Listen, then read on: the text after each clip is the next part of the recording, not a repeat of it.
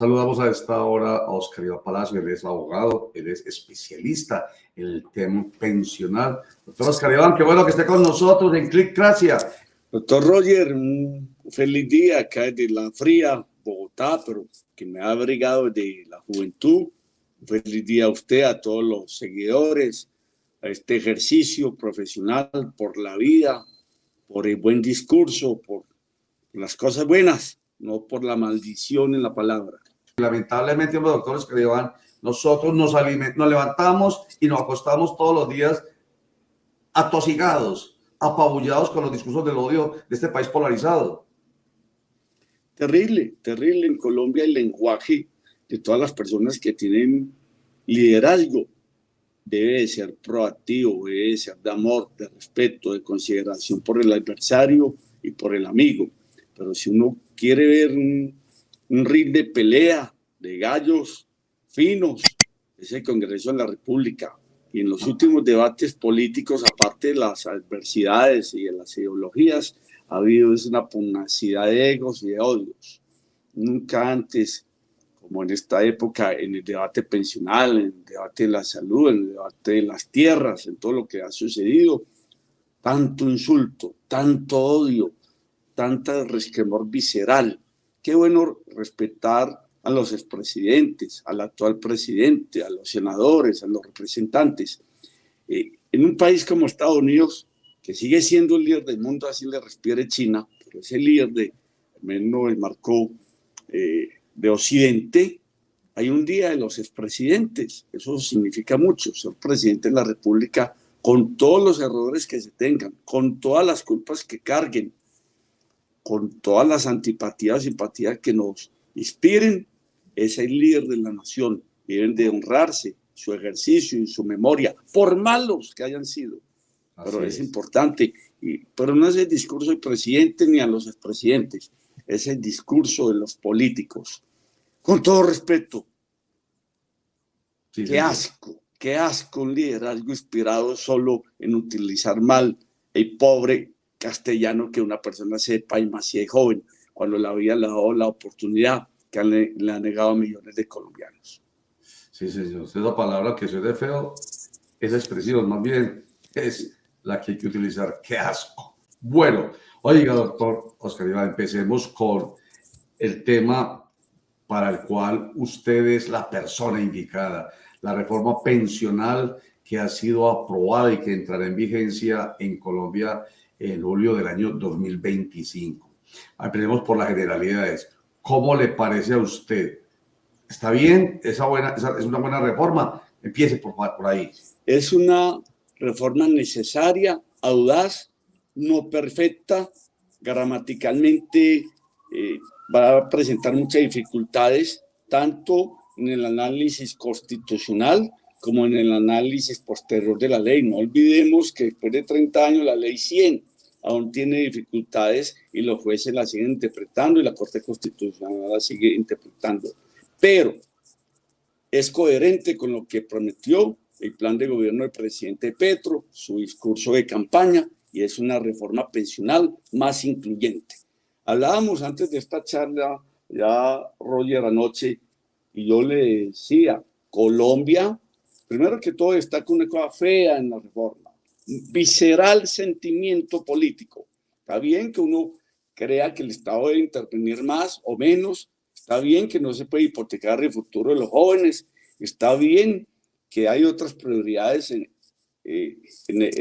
la situación macroeconómica, pero con las mentiras, con la rabia, con la vehemencia de ideología que se vendieron, unos a favor, pero la mayoría en contra de una reforma pensional que a gritos la está pidiendo la sociedad colombiana. Es que no es por un gobierno de izquierda, no es porque yo sea de derecha, es porque hay unos fenómenos demográficos y una actualidad de pobreza grandísima en el contexto de la sociedad colombiana. Yo diría lo siguiente, porque para hablar de reforma pensional hay que hablar de contexto demográfico. Colombia hace 57 años, cuando empezó con pensiones, los colombianos teníamos una expectativa de vida de 59 años. el 64% vivía en el campo. Las mujeres iniciaban su vida reproductiva a los 17 años y tenían 7 niños. Y el 5% de la población tenía más de 60 años. Hoy, 2024, 57 años después, este es el contexto. El 74% de la población es urbana. Cada 3 años aumenta en un 1%, o sea, pasamos de ser un país rural a ser un país urbano. Las mujeres tienen hoy su vida reproductiva, inicia a los 28, 30 años y tienen en promedio 1.8 hijos contra 7 hace 57 años. Hoy la expectativa de vida eran 59 años en el 67, hoy 76 años las mujeres, 75 años los varones por el fenómeno de la violencia y dentro de 10 años viviremos una expectativa de años 80 años. Y lo más importante, éramos 17 millones de colombianos en el 67, somos 52 y el 15.2% de la población tiene más de 60 años. O sea, hoy de 10 colombianos nos aproximamos a que 2 tengan más de 60 años. No olvidemos que ya hay 1.200.000 colombianos que tienen más de 75 años de edad. Es un fenómeno demográfico que no podemos desconocer porque afectará el futuro, eso sí, de las nuevas generaciones. ¿Y por qué? Porque en 5 años en Colombia serán mayores las defunciones que los nacimientos. Este fenómeno demográfico hacía urgente una reforma pensional para enfrentar el envejecimiento, el decrecimiento poblacional y el empobrecimiento en la vejez. Porque una cosa es ser viejo en Alemania o en Japón o en Francia, donde la población está envejecida en un 20% y gravemente, pero tienen el dinero, tienen la economía, tienen la ciencia y tienen la asistencia estatal. Son países que tienen un problema de futuro gravísimo por el decrecimiento poblacional, que lo están afrontando sobre todo en Occidente, con africanos, con latinoamericanos y con musulmanes. El problema de la migración a Europa no es otro problema que la tasa de reemplazo, pero no es para irme más. La demografía es algo definitivo en un contexto de pensiones y eso fue lo que miró esta reforma y lo que hay que seguir mirando.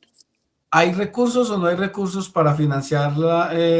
Por ejemplo, el hecho de que los mayores de 65 años tengan una especie de bono pensional para que puedan solventar algunas de sus necesidades. Claro que siempre habrán recursos deficitarios para lo social y para lo pensional, pero hay que advertir, hoy Colombia se gasta 80 billones de pesos entre lo privado y lo público en atender 2.500.000 pensionados. ¿Y por qué no hemos hecho una crisis económica? Porque Colombia basó su sistema pensional siempre sobre la exclusión. 2,5 millones de pensionados, maestros, policías, sobrevivientes y huérfanos, y sobre todo 1.500.000 exactamente mayores de 60 años, contra 5 millones de personas que jamás van a tener pensión. Entonces, la exclusión fue la base de la seguridad económica del actual sistema pensional colombiano que va a ser reformado. Segundo, lo que menos rabia nos debe dar y más bien esperanza es, hoy hay 5 millones de colombianos mayores de 60 años que jamás se van a pensionar. De ellos, 3 millones en la pobreza.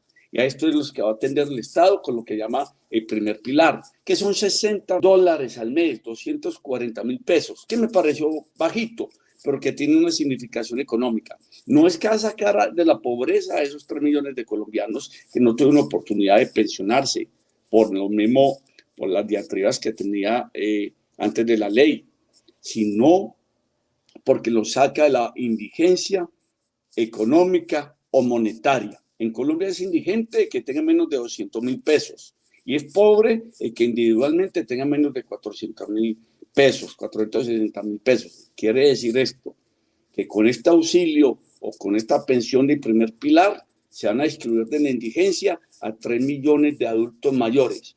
¿Y quién no va a creer eso? Es que eso es algo que ordena la Constitución.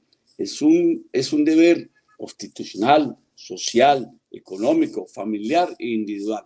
¿Cuánto vale eso? Y es puro presupuesto. Vale de 8 a 10 billones de pesos. Pero eso es un imperativo. El problema es que a mediano plazo y a largo plazo, sin las condiciones laborales y de crecimiento económico, los colombianos de 40 y 50 años vayan preparándose para el primer pilar. Lo que hay que mirar es que se genere empleo para que la gente se pensione y no aspire al primer pilar. No empecemos a tener una aspiración de hacer filas para que nos lleguen los 240.000 pesos al mes. Pero el primer pilar es un deber, es una obligación constitucional y podría hacerlo el presidente por un decreto, como lo hacen con esa mezquina ayuda al adulto mayor de 70.000 pesos al mes. No, con que hoy sea un primer pilar, significa que hay una política de Estado y de gobierno para entender a una Colombia que envejece en la pobreza. Vale 10 billones de pesos. Pero ¿acaso es que estos 3 millones de colombianos en la pobreza no tienen derecho a recibir la mano amiga de la sociedad y del Estado? Lo que hay que hacer también es convocar para que las entidades territoriales, no solo la nación, ayuden con unos auxilios económicos para que estas personas salgan de la línea de la pobreza, de la tercera edad. Y hay que comprometer también al gobierno, que no vive en su discurso de la pensión, a una política de envejecimiento. Hoy no estamos preparados cultural, ni económica, ni socialmente, ni familiarmente para envejecer. Al viejo se le repudia, se le respeta y no hay una cultura del envejecimiento. No todo lo resuelve un cheque de 240.000 pesos. Necesita una política integral. Ese, el primer pilar, es costoso, pero es obligatorio y necesario. Ese contributivo es el más denso. ¿Qué significa? Pedro Pérez, colombiano de 60 años, pobre, pero en su juventud tuvo la posibilidad de cotizar entre 300 y menos de... Se le entrega, cuando cumplan los 65 años, se le va a dar una especie de pensión proporcional a lo que cotizó. No un BEP de colpensiones de hoy de 60.000 pesos, ni un auxilio al adulto mayor, sino una retribución vital hasta que muera, proporcional. Entonces, si Pedro Pérez cotizó sobre 900 semanas y sobre menos de 2 salarios mínimos, Pedro Pérez ya no va a tener 240.000 pesos, no va a tener 500.000 pesos hasta que muera. Y eso es muy bueno, Roger y mesa de trabajo, porque en Colombia tenemos una maldita vocación de gastarnos todo. Yo le he rogado durante 20 años a las personas próximas a la pensión, cuando cumplan la edad, no retiren esas 500, esas 600 semanas, esos 40, esos 50 millones que tengan en los fondos privados. A ver qué va a pasar. Si las personas tienen las semanas y no las han retirado, el pilar semicontributivo va a tener que tener usted una línea por encima de la pobreza monetaria individual. Pero, ¿qué es lo grave? ¿Qué es lo grave de este pilar o lo delicado de este pilar? Va a ser que mayor colombianos va a tener logro.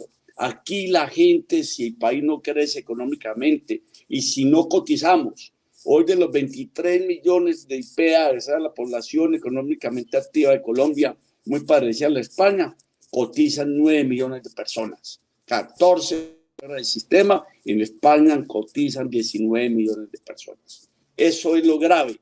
Entonces, abandonamos el primer pilar de los pobres, ese es mayor, durante los 10 años, porque en Colombia no cotizaron.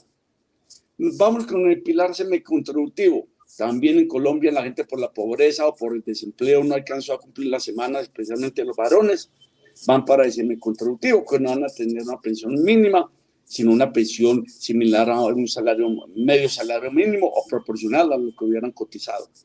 Este va a ser el pilar mayoritario en los próximos 20 años de Colombia, porque si de 23 millones de personas en edad de trabajar cotizan 9, y unos han cotizado 200, 300, 400 semanas. Este es el pilar que los espera. Y este pilar tiene una relevancia en la seguridad social. Este no genera pensión de sobreviviente. Pedro Pérez tiene 500 semanas, tiene 65 años, está recibiendo el pilar semicontributivo con 600.000 pesos, se muera él y así tenga esposa o hijos menores, no genera pensión de sobreviviente, ni siquiera proporcional. Es un bache, es entendible, porque no hay plata ni cama para tanta gente, pero es un bache en lo que ha dicho el bloque de constitucionalidad, que son los acuerdos internacionales de Colombia, en seguridad social. Es para dar más cada que haya una reforma, no para quitar. Pero es un avance, porque las personas que tenían 600, 700, 800 semanas, la única esperanza era retirar 10 millones en colpensiones o 40 en un fondo privado y vámonos a pasear a Santa Marta. Ahora no habrán retiros. Ahora habrá una pensión obligatoria para quien tenga más de 30 semanas y no haya cumplido la totalidad de lo que le exige el sistema. Presidente, esto del pilar semicontributivo, que dice usted que es el más denso para el mayor número de personas, no va a generar, otra vez, por favor, no va a generar pensión de sobreviviente para el titular. Si Pedro Pérez, que tiene pensión de semicontributivo de 600.000 pesos, se muere, hasta ahí llegó. La familia que deja, que es su esposa o compañera o hijos menores, no tienen pensión de sobreviviente. Y eso es un bache para la filosofía de la seguridad social, que es dar más. A ver, eso, explique esa parte. Es un bache para la filosofía de la seguridad social. O sea, lo lógico sería que sí generara esa pensión de sobreviviente. Proporcional, como hoy se hace cuando fallece una persona a cualquier edad y tiene su grupo y ha cotizado 50 semanas en los últimos 3 años, pues su grupo familiar tiene derecho a la pensión de sobreviviente para que confronten la orfandad, especialmente a los menores de 25 si estudian, a los menores de 18, a cualquier edad, a los hijos discapacitados y a las compañeras o cónyuges. Y no olvidemos que hablamos mucho ayer, doctor Roger, y hago un llamado de atención. Yo dije desde el principio también toquemos casos donde hay paradosos. En Colombia, mientras uno cotiza para pensión de vejez, y así lo dejó esta reforma, no la tocó ni en sobrevivencia ni en vejez, uno está cotizando en vejez, para sobrevivencia, para vejez, con unos reaseguros, pero se están cometiendo abusos. Empiezan a incrementarse en las parejas de ancianos con jóvenes o viceversa, y en la última etapa vital de ellos. Conozco pensiones que llevan 60 años, especialmente en la fuerza pública. Persona que se retira a los 40 años, legítimamente con su pensión especial, que muere, que llega a los 65 años con su esposa, se separa, se va con una niña de 25 años, tiene un niño, pues ese niño, y ahí muere a los 75 años, siendo padre de un niño de 1 año, con una joven de 30 años, pues esa pensión pervive otros 20 años. Deben de haber unos roles de control, de educación, para que a mediano plazo la pensión de sobreviviente no sea un escape o un fraude al Estado. Se conocen situaciones donde las familias se casan o se juntan con las sobrinas, aberrantes, pero los hay, para que la pensión del anciano, una vez fallecido, perviva, y eso es un fraude al sistema que hay que empezar a corregir. Ya lo veo así, pero llamaba a hacer esto ese gobierno y las entidades correspondientes, ni los fondos que tanto los afecta a sus reaseguradoras, de las cuales son socios o propietarios, se han fijado en ese tema. Los sobrevivientes, jóvenes y sospechosos. Vamos a empezar preguntándole por algo que incluso a nosotros al principio nos enredó un poquito, que es el salario, el tope o el umbral del salario mínimo hasta donde se debe obligatoriamente cotizar en Colpensiones, que quedó en 2.3 salarios. Entonces, el contributivo, vuelvo y digo, es el que permite que el colombiano cotice y Eso sí, hasta los 2.3 salarios mínimos obligatoriamente lo hacen con pensiones y de ahí para adelante en los fondos privados. Sí. Entonces, ¿cómo es? ¿Cómo es? Un poquito más demorado para hacer más claro. Sí, no sí. comamos cuento en esta diatriba de los odios y que el país no avance en las reformas sociales, que lo dice una persona conservadora. Es que yo no soy conservador del hambre ni en la miseria, sino que haya un avance social. Y es lo siguiente, no se asuste, el 85% de los colombianos tienen pensiones hoy en día hasta 2 salarios mínimos. E igual o similar conjunto de personas de las 8 millones que cotizamos o 9 millones de personas que cotizamos, porque hay 1 millón de regímenes especiales que son maestros y fuerza pública, lo hacemos hasta 2 salarios mínimos. Solo en menos del 1% de la población cotiza por más de 10 salarios mínimos y solo el 10% de la población cotiza más de 5 salarios mínimos. Entonces, ¿qué significa esto? Hasta 2.3. Si yo voy a cotizar hasta 2.3 obligatoriamente, al 90% de la población de Colombia no la va a afectar, porque siempre se va a aproximar a tener una pensión por debajo de esa suma. O sea, en Colombia la gente va a cotizar a 2.3 salarios mínimos, pero su pensión no va a pasar de 2 salarios mínimos, porque no olvidemos que el tope es del 80%. Las pensiones va a ser hasta 2 salarios mínimos por colpensiones. Pero ¿a quiénes va a afectar y no afectar? Hay 5% de la población joven de hoy que seguramente va a cotizar por más de 2 salarios mínimos, porque se hace médico, porque se hace abogado, porque se hace director de medios como Roger, y van a tener 5 o 10 salarios mínimos, pero pilas. No es que se les vaya a robar ese dinero. Ellos, el Estado, van a cotizar en colpensiones hasta 2 salarios, .3 mínimos, van a tener una pensión como todos los colombianos hasta 2 mínimos. La mayoría va a ser de un mínimo, como es hoy en día. El 57% de los pensionados tienen una pensión de salario mínimo y nadie dijo nada en la reforma, sino que esa persona, ese profesional joven, porque esto va dirigido básicamente a los jóvenes, va a tener su fondo. Ahí sí, bienvenidos los fondos, para que de los 20 años que esté cotizando sobre 5, 10, 12 mínimos, entonces 2.3 para colpensiones, lo otro para el fondo. Pero esto debe ir acompañado de una política de educación financiera. El 5% de los jóvenes que van a tener que cotizar a los fondos obligatoriamente tienen las herramientas que nosotros no tuvimos. Educación financiera, inteligencia artificial, plataformas en el mundo financiero que les va a permitir desde temprana edad cuidar su capital de vida para cuando lleguen a los 90 años. Porque ese es otro cuento que le quisieron meter con miedo a la población y contra la reforma. Pues sí, un joven de 20 años tiene una expectativa de vida que va a superar los 87 años.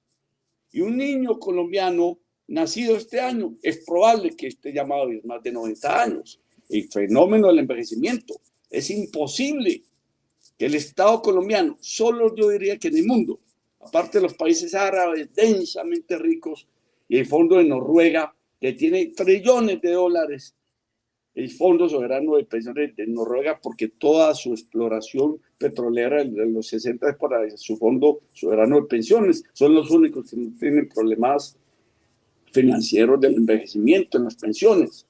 Pero que el Estado colombiano, a mediano plazo, y esa es una próxima reforma, va a tener que examinar la edad de las personas. No es posible que cuando estamos viviendo 77 y los jóvenes que van a vivir 90 años y los niños que van a vivir más de 90 años, va a tener que haber una reforma, no sé si en 10 o en 15, por los parámetros se van a tener que revisar. Sería imposible cargarle a un presidente de izquierda que aumentara la edad.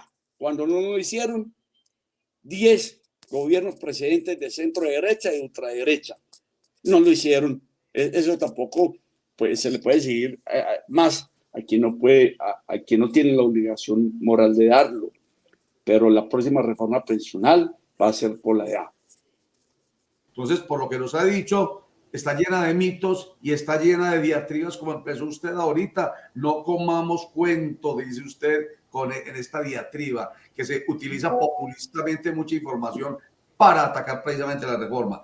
En síntesis, entonces usted, con ese pensamiento suyo conservador, ve que esta es una reforma pensional que realmente vale la pena para los colombianos. Es lo que a uno le queda en claro. Yo quiero hacerle una reflexión. ¿Cómo funcionan los fondos privados de pensiones? Que son muy buenos y ayudan mucho a la macroeconomía de este país, porque hoy tienen 90.000 millones de dólares de los colombianos y 70% de ellos de rendimientos. Rendimientos que les ha dado el mismo Estado, porque no olvidemos que el 30% de su portafolio es prestándole plata al Estado colombiano. Funcionan de la siguiente manera. Pedro cumple 62 años. Fue un trabajador obrero y tiene no 1.150 semanas, sino 1.200 semanas. Encimémosle 50 semanas más. Y Pedro en su ahorro pensional tiene 80 millones de pesos, no tiene más. Una persona con el mínimo, cotizando 23 años, eso es lo que tiene, 80 millones en su cuenta pensional. Entonces Pedro pasa los papeles a su fondo privado, sus documentos, tengo la edad, tengo más de 1.150 semanas, entonces hay un truquito. Ese fondo está obligado hoy, si Pedro tiene una mujer joven, lo pensiona con 400 millones de pesos. Si es normal, se pensiona con 350 millones de pesos. Eso vale un colombiano para un fondo privado para pensionarlo con un mínimo. Ya cumplió los requisitos, pero tiene 80 millones. ¿De dónde saca los 270 millones de pesos? Pues los 270 millones no se los va a poner los fondos privados. Los tiene que sacar del Fondo de Solidaridad Pensional para la garantía de pensión mínima. Solo que hoy hay 200.000 pensionados. Cuando haya 1.000.000 de pensionados, ese fondo de pensión mínima que cotizamos todos los colombianos de él, que cotiza el Estado también, se agota en 6 meses, como se agotó el de la gasolina. Pues en últimas, tarde o temprano, ese fondo pensiona a Pedro Pérez con 80 millones, con la edad y con 1.200 semanas, el Estado tendrá que girar. Hoy, todos los pensionados de los fondos privados serán también subsidiados a mediano y largo plazo con el sistema del Fondo de Solidaridad de Garantía de Pensión Mínima, pero a largo plazo por el Estado. Eso no garantiza y no subsidia las pensiones. Ojo ahí, ojo ahí. Entonces, un estadista dice, pues si yo todo a largo plazo que sacar la plata, manejemos la plata, tengamos la plata, que no sea Colpensiones, que sea un organismo de mucha responsabilidad, que tiene 101 años o 100 años los cumpleaños, que es el Banco de la República, a ver qué hacemos con este capital que es de los colombianos y que los fondos sigan haciendo lo que es, y es administrando las pensiones altas de los que tienen más de 2 mínimos, que van a quedar con 15.000 millones de pesos. Es que la pelea es grande, los intereses que mueven, es trasladar 80.000 millones de los colombianos a que los maneje una entidad y los vigile y los invierta y los amplíe como es el Banco de la República. Eso es una reflexión importante. No es que en el fondo privado le paga a Óscar Palacio y le reconoce su pensión, es el Estado el que tiene que reconocérsela y generalmente el 95%, el 99% de las pensiones en Colombia son subsidiadas, solo que son subsidiadas para millones con el mínimo y para 25.000 privilegiados hasta con 1.500 millones de pesos en su vida que le resta existencial por parte del Estado. Uno de los opositores, o varios de los opositores a esta reforma hablaban de toda esa cantidad de dinero, de billones, entiendo que algo así como, no sé si 500 o 300 billones que van a entrar producto de esa transición que se va a dar a Colpensiones, y que por ser Colpensiones una entidad pública, pues eso se va a convertir en un foco de corrupción. ¿Usted lo cree así? No, no lo creo así. Primero que todo, el dinero que va a entrar, que son esos 75.000 millones de dólares, van a ser administrados por el Banco de la República en un gobierno corporativo, un poco diferente a la Junta del Banco de la República, y ellos tienen la obligación de que esto hacer el trabajo que hacían los fondos privados. Segundo, ese dinero se va a ir liberando solo para las pensiones a medida que Pedro Pérez se vaya pensionando y hubiera estado en un fondo privado. O sea, el dinero de Pedro Pérez trasladado a Colpensiones no se va para Colpensiones. Se vuelve a Colpensiones el día que se pensione y se lo libere el Banco de la República, a grosso modo, porque hay muchas cosas para hacer. Hay la garantía del Banco de la República. Colpensiones no va a ser el administrador de esos recursos. El administrador va a ser el Banco de la República. Lo que va a hacer Colpensiones es que va a pasar a tener 20 millones de afiliados. Y eso es un reto. Hoy tiene 6 millones de afiliados. Ojo, 3 reales, que son las personas que han cotizado en los últimos 6 meses, y 3 que llevan 25 años sin llevar una semana cotizada. Va a tener 20 millones de afiliados reales. Eso es un reto para la moral, para la economía, para la administración pública, porque tiene que ser una entidad del nivel del Banco de la República, porque es la alcancía de los colombianos. A propósito de esto, la oposición habla de esto va a ser dinero que va a utilizar este gobierno para las elecciones de 2026. La diatriba puede ser... Falso de falsedades. Que los viejitos voten por un gobierno de izquierda agradecido por los 240.000 pesos. Pues en Colombia la gente es muy agradecida porque votaban por otros gobiernos por 70.000 pesos y con una cosa muy triste, sobre todo en los pueblos calentanos, caribeños, aunque Antioquia se volvió Caribe y es Caribe en ciertas cosas no tan sanas, porque Caribe es hermosura, y es que en ciertas poblaciones con lo que recibían los adultos mayores del Estado, los comerciantes de esos pueblos medianos y pequeños, con anticipación y a mitad de precio, se los compraban a principio de año. Imagínense, tiene que ser acompañado esto de una cultura, sobre todo para el primer pilar del adulto mayor, que no sea el niño, el nieto vicioso o el hijo abusivo que reciba los 240.000 pesos. Ningún cheque, por grande que sea, de subsidio es útil si no hay una compañía cultural, social, educacional. Preparémonos para un país que envejece, para que lo dejemos de hacer en la pobreza. Esto sería un auxilio más y creo que esa no es la expectativa de los que hemos acompañado esta reforma. Ha sido usted supremamente claro, doctor Oscar Iván Palacio, con este tema. A ver, tres o cuatro conceptos finales así, sí, como cualitativos.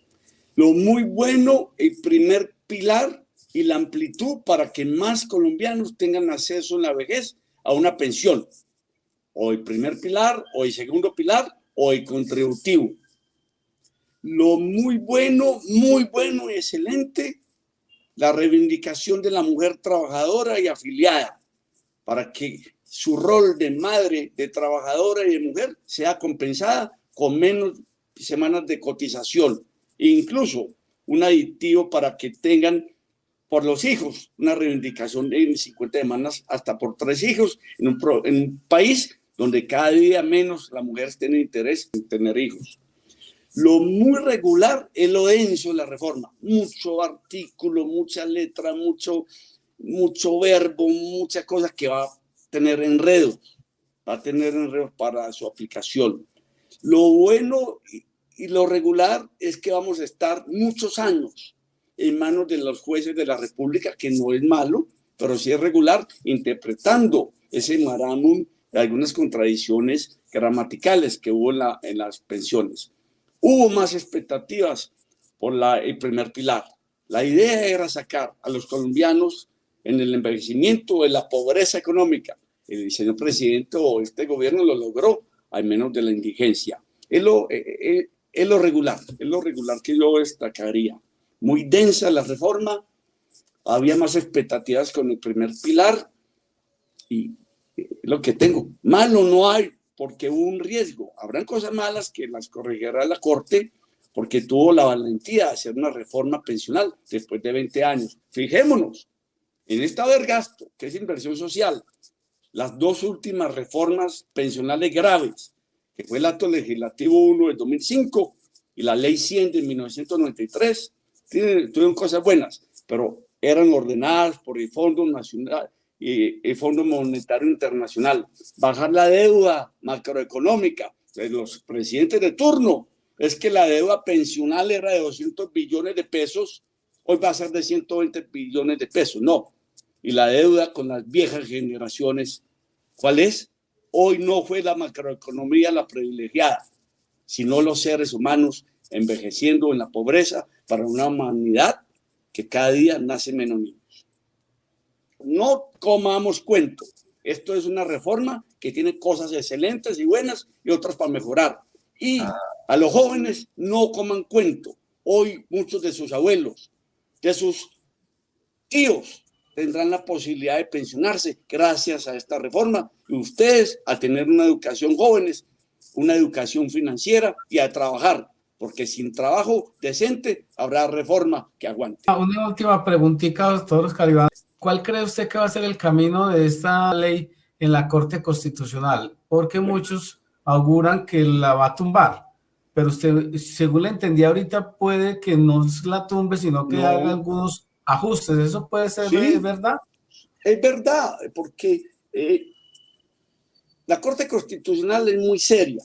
Hay personas de matices de izquierda, de centro y de derecha, ideológicamente, pero es seria en lo jurídico. Hay magistrados, todos son excelentes. Yo creo que la Corte no puede mandar contravías, y más donde se está jugando el futuro económico en las nuevas generaciones, de las viejas generaciones, y 80.000 millones de dólares que va a manejar el Banco de la República. No olvidemos que la Corte ya ha mandado 3 mensajes en toda su historia desde la Constitución del 91. Uno, hace 2 meses, las mujeres deben de volver a 1000 semanas.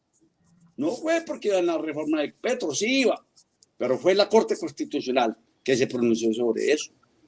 Luego, en 1994, después de la Ley 100, ojo, la transición debe respetarse siempre y es para mejorar. Y ahí tenemos la transición con una cosa terrible, el Acto Legislativo 1 del 2005, muy bueno para la macroeconomía, pero hay hoy 1 millón de personas que se quedaron sin pensión gracias a él. Y 1/3 de la Honorable Corte en cuanto a pensión de invalidez y de sobrevivencia.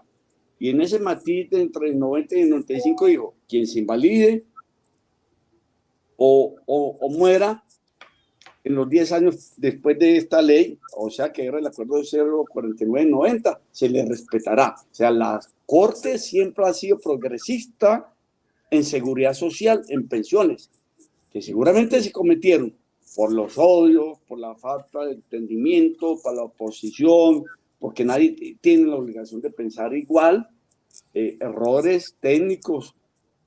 Y no creo que una cosa de esta dimensión, la Corte, solo por errores formales no trascendentes, vaya a ser una cosa de suma gravedad que sería tumbar esta reforma. ¿Cómo en contravía con ella? Ya la Corte dio un mensaje. Necesitamos que las mujeres en un lazo largo y que el Congreso, en un lazo mediano y que el Congreso legisle urgentemente para que las colombianas se pensionen en las 1000 semanas. Entonces, yo soy optimista con la Corte, pero esta no es una reforma perfecta y tendrá sus ajustes. Y el principal ajuste a mediano plazo va a ser la reforma del parámetro de edad, porque la expectativa de edad en Colombia aumenta y aumenta, y la expectativa de nacimientos de nuevos colombianos baja y baja y baja. Sí, señor. Doctor Oscar Iván Palacio, gracias por estar con nosotros en Clicracia. Muchas gracias. Un honor, es muy grato este encuentro con mis paisanos, con mi gente. Gracias, y para adelante, optimista de que esta reforma sea, el ISER no lo es, pero el alivio de muchas personas que hoy envejecen en la pobreza. Gracias.